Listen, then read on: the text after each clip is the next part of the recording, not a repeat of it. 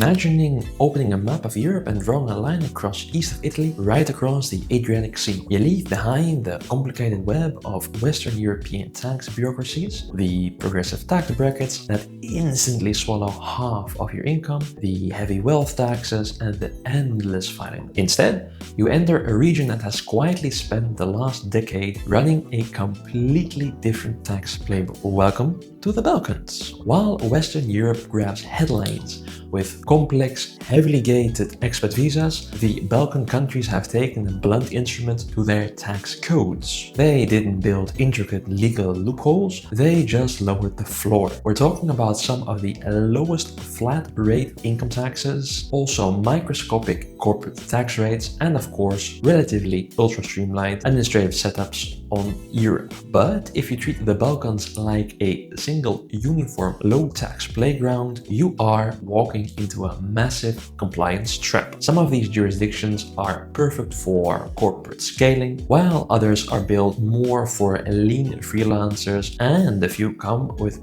sharp operational strings if you structure them incorrectly. Welcome to Taxplained, explaining taxes so you can minimize your tax burden and maximize your freedom. Today, we are breaking down the absolute best Balkan options from a tax perspective, separating the marketing hype from the actual tax law. We're starting with Bulgaria, and that is the undisputed heavyweight of a lean international structure. Bulgaria maintains a dead simple, rock-solid 10% flat personal tax on income and an equally 10% flat corporate income tax. There are no scaling brackets, no regional surcharges, and no surprise solidarity taxes. Better yet, Bulgaria's recent adaptation of the euro has also eliminated the currency conversion friction that can be annoying to international founders. If you set up a standard Bulgarian company to run your remote business, the math is incredibly clean. Let's trace 100,000 euros in a pre-tax corporate profit. First, the corporate tax takes 10%, which leaves you with 90,000 euros. When you distribute that remaining 90,000 euros to yourself as a dividend, Bulgaria levies a tiny 5% tax, which amounts to 4,500 euros. In total, you are left with 85,500 euros in clean take-home cash. That means your total combined corporate and personal income tax burden is a mere 15%. This is the lowest maximum burden in the entire European Union. If you operate as a freelancer, instead of running a corporation, the tax code gives you a standard 25% statutory expense allowance. The government automatically assumes a quarter of your income went to business costs completely tax-free. If you only pay the 10% flat tax on the remaining 75% of your revenue, bringing your true effective income tax rate down to just 7.5%. Next on the list, just a short flight west, sits Montenegro. Famous for its jaw-dropping coastlines, it has become a primary target for geographic diversification. From a corporate perspective, Montenegro's tax code is very competitive. It runs a progressive corporate tax structure that starts at a mere 9% for taxable profits up to 100,000 euros. If your business clears that milestone, the rate moves to 12% on profits up to 5 million euros and caps out at 15% for anything above that mark. For a scaling agency or an e-commerce brand, clearing its first 6 figures in profit, a 9% entry tax rate is an absolute gift. The primary trap, if you want to call it, in Montenegro isn't the corporate tax, it's local residency management. If you want to claim these rates personally, you must establish real local ties, secure a residency permit via real estate or company formation, and manage your local payroll obligations. Montenegro is a beautiful asset diversification play, but it does require clean administrative execution, just as basically any country on this list. If you are a mid-tier digital nomad or an independent IT contractor or a software engineer who absolutely hates bookkeeping, Serbia offers a highly specialized alternative. Serbia's traditional progressive tax brackets can scale up to 40% when you factor in high social security contributions. But they carved out a specific mechanism that can trip up an outsider. And that's the pušelaj system, and excuse me for mispronouncing that.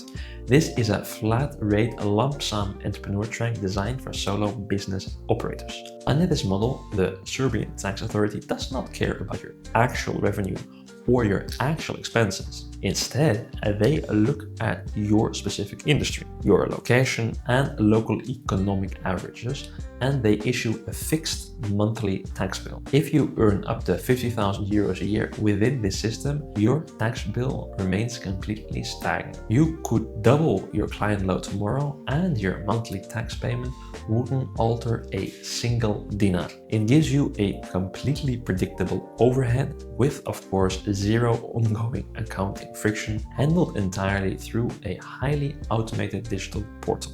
But keep your eyes on the legal fine print. Serbia enforces a strict test of independence. If you derive 80% or more of your total income from a single international client, the tax authority can reclassify you as a hidden employee.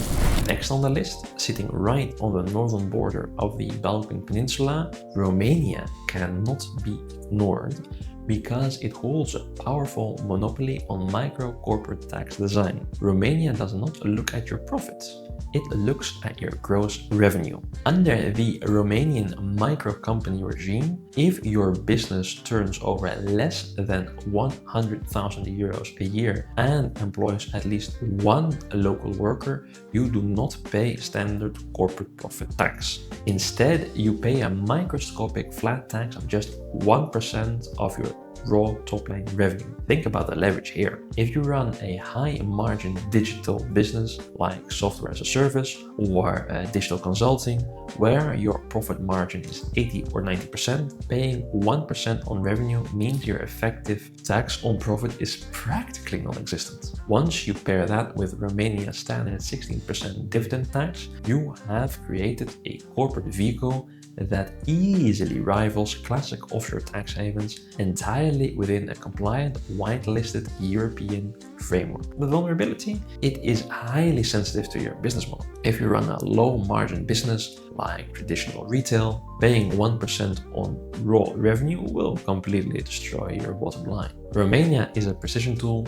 built specifically for high margin, under 100,000 euros earning. The ultimate takeaway is simple here. The Balkans offer an incredible ratio of low tax to high lifestyle flexibility, but again, choosing the right jurisdiction depends entirely on how you make your money and where you want to live. If your income comes from a high margin digital company under six figures, your best option is Romania's micro regime. For a scalable business clearing up to 100,000 euros in profit, Montenegro's 9% tax is a good fit. Lean, location-independent freelancers will find their home in Bulgaria at an effective 7.5% rate, while solo operators wanting zero bookkeeping friction should head to Serbia's lump sum tax system. True structural safety isn't of course about running away to a random country, it's about aligning your daily operations, your client base, and most importantly, your personal lifestyle